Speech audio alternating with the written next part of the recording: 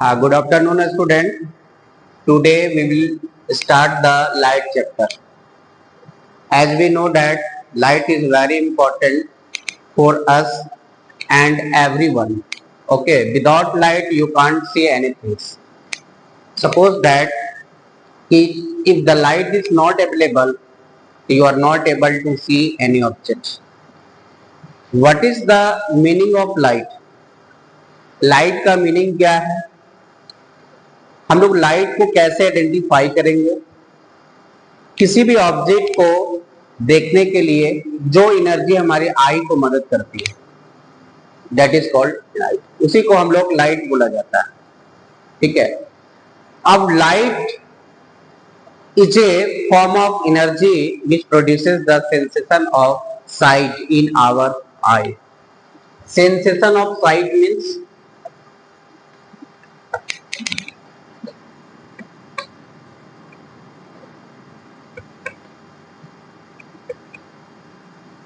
तो as we know that the word sight means देखना. Sight का मीनिंग क्या होता है? देखना. जो देखने की सेंस को डेवलप करता है, जो फॉर्म ऑफ एनर्जी देखने की सेंस को डेवलप करता है, उसी को लाइट बोला जाता है. उसी को क्या बोला जाता है? लाइट बोला जाता है. ठीक है. अब हमारे बॉडी में वो 5 सेंस इंस्ट्रूमेंट होता है जो नेचर ने हमें गिफ्ट किया है. ठीक है. Nature gifted me 5 sense instrument. First eye, second ear, and third nose, and fourth skin, and fifth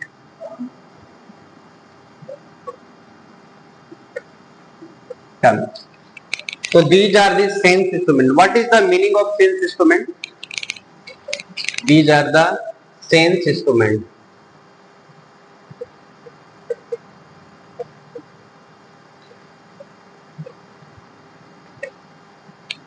जैसा आप लोग जानते हैं कि सेंस इंस्ट्रूमेंट, सेंस का मतलब क्या होता है? समझ. ठीक है. कि वैसे इंस्ट्रूमेंट जो हमारे आसपास के जो ज्ञान को समझने में हेल्प करता है, उसे हम लोग सेंस इंस्ट्रूमेंट कहा जाता है. या जिस इंस्ट्रूमेंट की मदद से हम आसपास की नॉलेज को गेन कर पाते हैं, that is called sense instrument. तो light, I have discussed light ki what is the meaning of light. So light is a form of energy which produces the sensation of sight in our eye, that is called light. Now I am going to discuss properties of light. Properties of light. Light की क्या properties होता है? तो properties of light का मतलब क्या होता है? तो properties of light means light के वो फीचर जो हमें इसे आइडेंटिफाई करने में या एक्सप्लेन करने में हेल्प करता हो. तो उस फीचर लाइट के उस फीचर्स को हम लोग बोला जाता है प्रॉपर्टीज ऑफ लाइट या कैरेक्टरिस्टिक्स ऑफ लाइट. ओके. तो first properties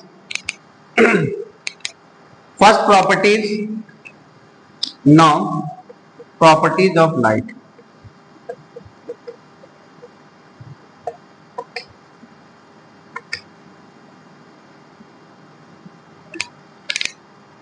First properties is light is an electromagnetic wave.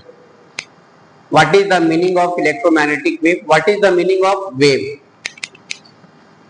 Wave means transfer of phenomena without transporting of medium. Transfer of phenomena without transporting of medium. Remember the famous example of wave. Okay. Ripples produced in water is an example of wave. ये क्या है, wave के examples है। जैसे तो we observe the ripples in the form of circle. Suppose that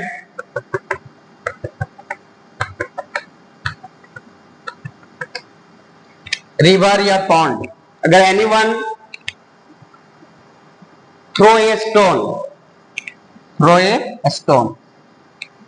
तो first the stone disturb the particles of the water and they also disturb the neighboring particles, and this disturbance move forward in the form of circle like this.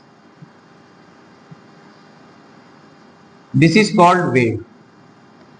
इसी को बोला जाता है wave बोला जाता है, इसी को वेव बोला जाता है। अब नेक्स्ट है electromagnetic wave. Electromagnetic wave, electro वैसा वेव जो इलेक्ट्रिक फील्ड और मैग्नेटिक फील्ड से मिलकर बना हो, उस वेव को क्या बोला जाता है, इलेक्ट्रोमैग्नेटिक वेव। और इसका सबसे पहले जो कॉन्सेप्ट दिए थे वो साइंटिस्ट का नाम है वो मैक्सवेल। बहुत सारे साइंटिस्ट हैं जो इलेक्ट्रोमैग्नेटिक वेव के रिगार्डिंग में थ्योरीज दिए हैं, फॉर्मूले दिए हैं, जिससे हम ये वेरीफाई कर सकते हैं कि ये इलेक्ट्रोमैग्नेटिक वेव है। इसकी क्या प्रॉपर्टीज है इलेक्ट्रोमैग्नेटिक वेव का? इसकी ये प्रॉपर्टीज है कि इस वेव को प्रोपोगेट करने के लिए कोई मीडियम की आवश्यकता नहीं होता। मीडियम क्या होता है? Medium is a substance through which wave is transmitted या डिस्टर्बेंस इज ट्रांसमिटेड।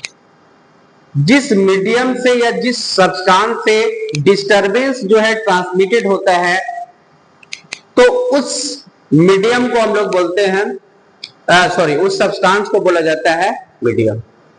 जैसे आप किसी ने ऑब्जेक्ट ने आपको एक जगह से दूसरे जगह आपको कैरी करने में या जहां आपको मूव कराने में मदद किया, तो वो आपके लिए ट्रांसपोर्ट मीडियम कहलाएगा। जैसे बसेस हो गया, ट्रेन हो गया, है ना, air transport medium, air transport, okay, waterways transport, ये सब क्या है, वाटर में जो आपको एक जगह से दूसरे जगह आपको ले जाने में मदद किया, दैट इज कॉल्ड मीडियम। उसी को मीडियम कहा जाता है।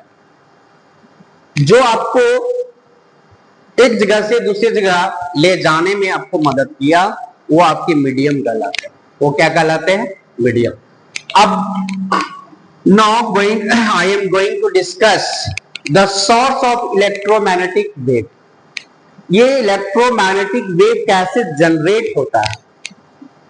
इलेक्ट्रोमैग्नेटिक वेव कैसे जनरेट होता है? तो time varying electric field and magnetic field. तो time varying electric field and magnetic field is constituent of wave, that wave is called electromagnetic wave।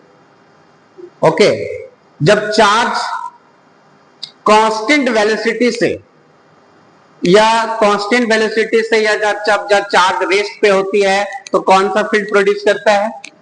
जो रेस्ट चार्ज होता है, रेस्ट चार्ज। जो charge रुकी होती है उसको बोला जाता है रेस्ट चार्ज। जो किसी एक जगह पे वो पड़ी है उसको रेस्ट चार्ज बोला जाता है। जैसे क्लॉट्स में जो चार्ज डेवलप होते हैं वो स्टैटिक चार्ज होते हैं। वो कौन से चार्ज होते हैं? Static charge. जब दो बॉडी को हम रब करते हैं तो वो जो चार्ज डेवलप होती है, ठीक है, वो आपकी स्टैटिक्स होती है। वो चार्ज क्या करते हैं?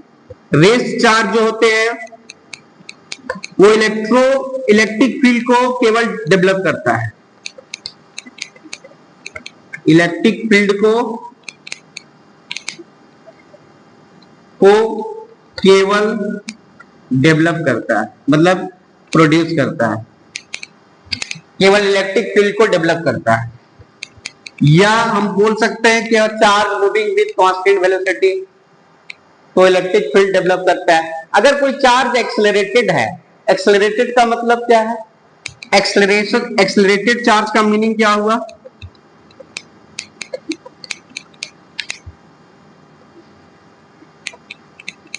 जिस चार्ज की वेलोसिटी कॉन्टिन्यूअसली चेंज कर रहा है, जिस चार्ज की वेलोसिटी कॉन्टिन्यूअसली चेंज कर रहा है, टाइम के रिस्पेक्ट में, तो उस चार्ज को हम लोग एक्सेलरेटेड चार्ज बोला जाएगा। जब अगर ये चार्ज कोई कांस्टेंट वेलोसिटी से मूव कर रहा है तो हम लोग उसको जो बोलते हैं कि आपको एक्सेलरेटेड चार्ज नहीं बोला जाएगा। ओके, तो ये accelerated charge is the source of electromagnetic wave. Accelerated charge जो होता है वो इलेक्ट्रोमैग्नेटिक वेव का सोर्स होता है। समझ में आ गया कि कैसे इलेक्ट्रोमैग्नेटिक वेव प्रोड्यूस होता है, उसकी सोर्स क्या होता है, और ये वेव जो है इसकी कंपोनेंट क्या क्या, किस कंपोनेंट से ये मिलकर बने हैं, तो electric field and magnetic field. और जो एक्सेलरेटेड चार्ज होते हैं वो इलेक्ट्रिक फील्ड और साथ साथ में मैग्नेटिक फील्ड को भी डेवलप करते हैं, और एक डिस्टरबेंस को भी वो प्रोड्यूस करता है। वो डिस्टरबेंस जो होता है वेव की फॉर्म में होता है, उसी को हम लोग बोलते हैं इलेक्ट्रोमैग्नेटिक वेव।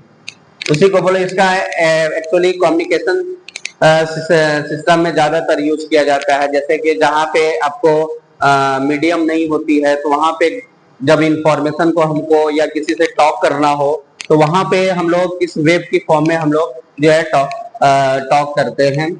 ओके, चलिए next property, the speed of light in air. Speed of light in air is 3 into 10 के पावर 8 मीटर पर सेकेंड होता है। इसका मतलब क्या होता है, ये एवरी 1 सेकेंड में लाइट जो है आपको इतना डिस्टेंस ट्रेवल करता है, कवर्स करता है। समझ गया? तो ये जो है ये आपका क्या है कि कांस्टेंट वेलोसिटी। कांस्टेंट वेलोसिटी किसको कहते हैं कि जब इक्वल इंटरवल में इक्वल डिस्टेंस ट्रेवल करता है तो उस वेलोसिटी को क्या कहते हैं, यूनिफॉर्म वेलोसिटी या तो कांस्टेंट वेलोसिटी बोला जाता है। ठीक है, तो होमोजेनियस मीडियम में लाइट का जो स्पीड होता है वो कांस्टेंट होता है। जैसे एयर, एयर क्या है, एक होमोजेनियस मिक्सचर। एयर क्या है, होमोजेनियस। होमोजेनियस वर्ड का मतलब क्या होता है, इसकी हर जगह पे इसकी प्रॉपर्टीज सेम होता है, इसकी कंपोजिशन सेम होता है। जैसे मान लीजिए ये एक रीजन है, ठीक है, एयर, जो इसमें एयर अवेलेबल है या एयर एग्जिस्ट करता है, तो एयर का जो कंपोजिशन जो कंपोजिशन वो क्या है, ऑक्सीजन है, वो कितना परसेंट है, 21%। नाइट्रोजन क्या है, नाइट्रोजन कितना परसेंट है, 78%।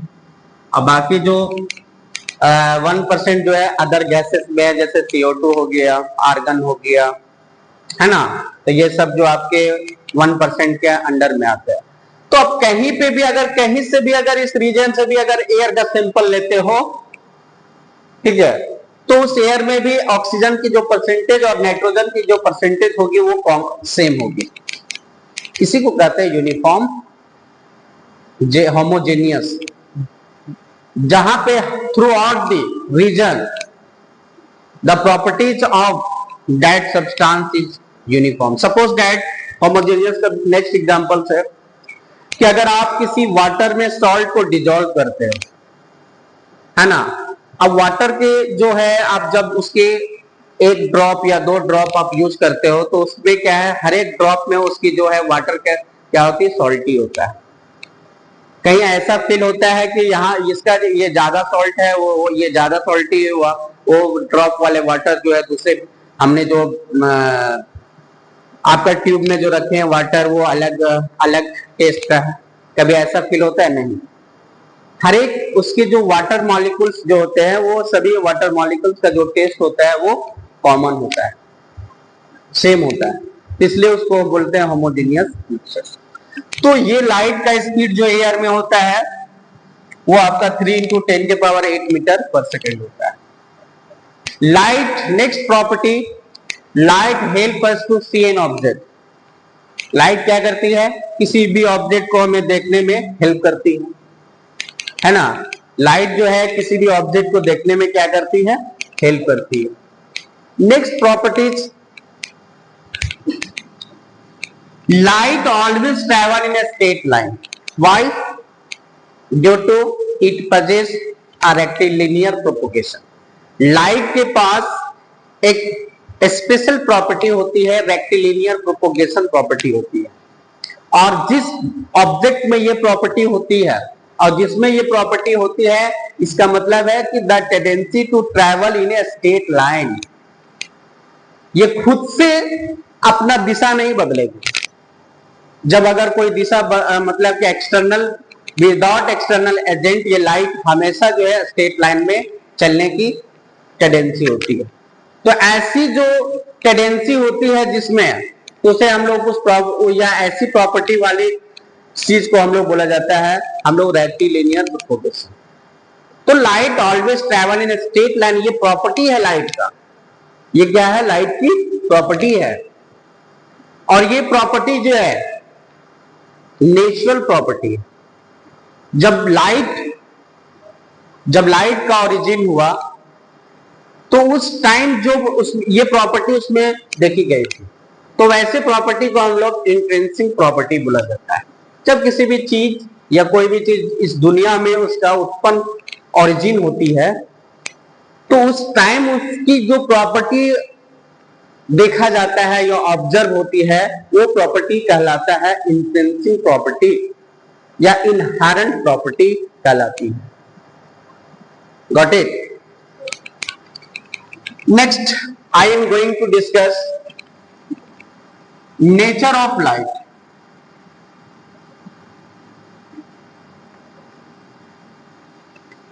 तो लाइट को नेचर को लेके बहुत सारे साइंटिस्ट कंफ्यूजन में थे।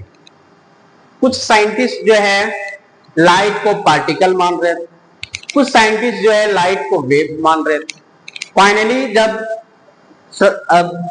ओवरऑल सारा थ्योरीज जब देने के बाद जब एनालिसिस किया गया, तो उस एनालिसिस में हमें ये मिला कि लाइट के पास दो नेचर होती है।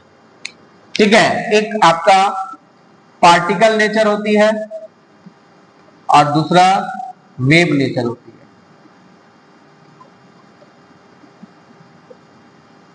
फर्स्ट जो होती है पार्टिकल नेचर, दूसरा होती है वेव नेचर।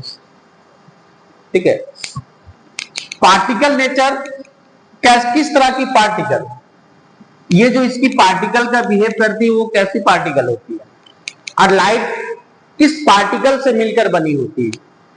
वैसा पार्टिकल जिसका केवल एनर्जी हो, मास जीरो हो, वैसे पार्टिकल्स का एक स्पेशल नेम है उस पार्टिकल का, उसको बोला जाता है फोटोन। फोटोन एक ऐसा पार्टिकल है जिसका केवल एनर्जी होता है, मास जीरो होता है। Got it?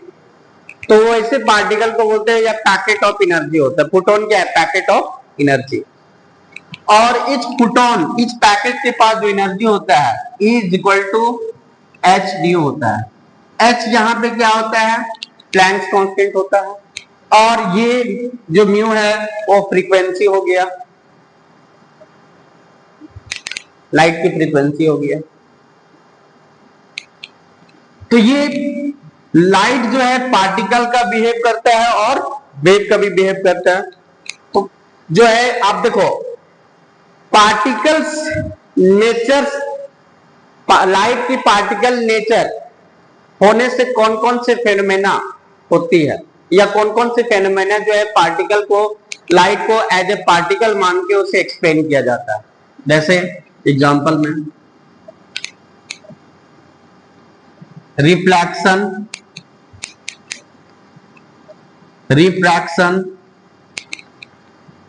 Dispersion of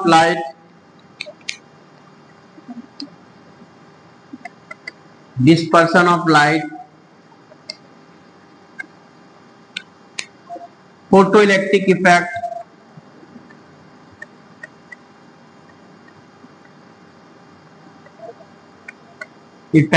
Compton effect, ये सब जो है, ये सब जो एक्सपेरिमेंट है, ये एक्सपेरिमेंट प्रूव करती है कि लाइट एक पार्टिकल, जैसे कॉम्पटन इफेक्ट हो गया, फोटो इलेक्ट्रिक इफेक्ट हो गया, है ना, ये सब जो फेनोमेना है, ये फेनोमेना जो है प्रूव करती है कि लाइट जो है एक पार्टिकल्स है। ठीक है। वेव, अब कुछ ऐसे फेनोमेना है जो लाइट को वेव मान के उसको एक्सप्लेन किया गया, और उसे हम पार्टिकल्स एक्सप्लेन नहीं कर सकते, जैसे interference of light, diffraction of light, polarization of light, ये सब जितने भी फेनोमेना है, वो सारे फेनोमेना को लाइट की वेव कंसीडर करके एक्सप्लेन किया जाता है। लाइट को वेव कंसीडर करके एक्सप्लेन किया जाता है। चलिए next, some important terms related to light.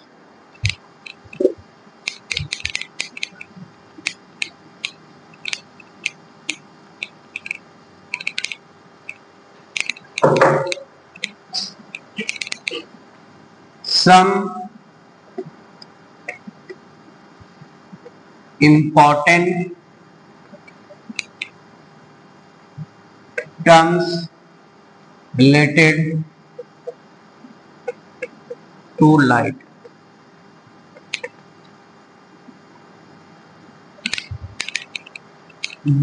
These points help us to explain the light. Okay, this is the first source. Source of light.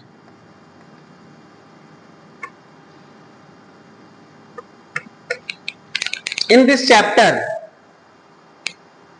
source of light is an object. So source of light means where does light come from, या where from which lights, from which an light emits, जहां से light निकलती है, ठीक है, जो light को emit करती है, तो उसे हम लोग सोर्स ऑफ लाइट बोला जाता है। तो source of light means object. Object is a source of light. तो source of light means an object which emits light is called source of light. जो ऑब्जेक्ट लाइट को इमिट करता है या प्रोड्यूस करता है, उस ऑब्जेक्ट को हम लोग बोलते हैं source of light. There are two types of source of light.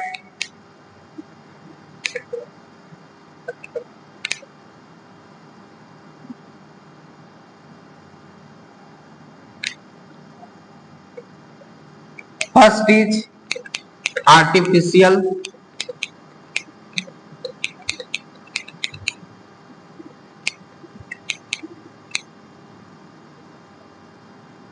source of light,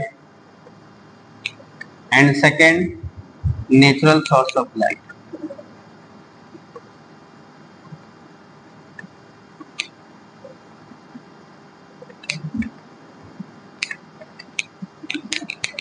A source of light which occurs artificially, a source of light which is man-made, that is called artificial source of light. For examples,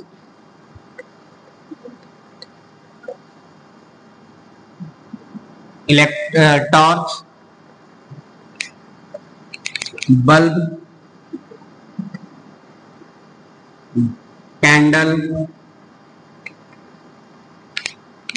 oil lamp.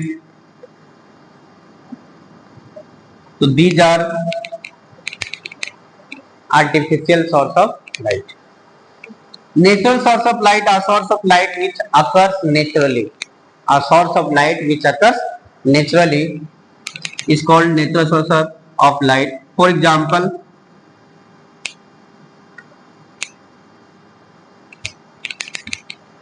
sun,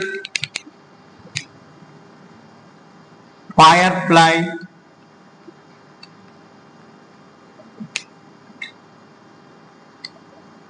jellyfish, star. So these are the natural source of light. So thank you, students.